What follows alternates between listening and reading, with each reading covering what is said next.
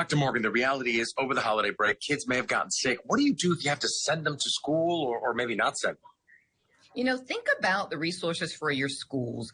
As your children are going back to school, are there high contact or germ areas? How often are those disinfected? What is the policy of your school for children returning to school after they've been sick? And remember, you can use your school as a resource for where you get COVID and flu shots.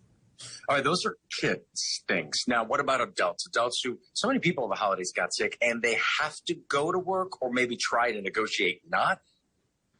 If you are sick and you need to go to work, you really need to stay home for the first 3 to 5 days after you have symptoms.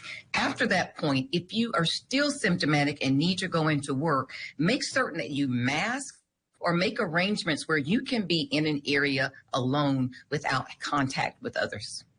The ideal situation, though, stay home. How long if you can work from home? The ideal situation is to stay home for at least up to 3 to 5 days after your symptoms begin, and at least 24 hours if you have a fever after your fever breaks.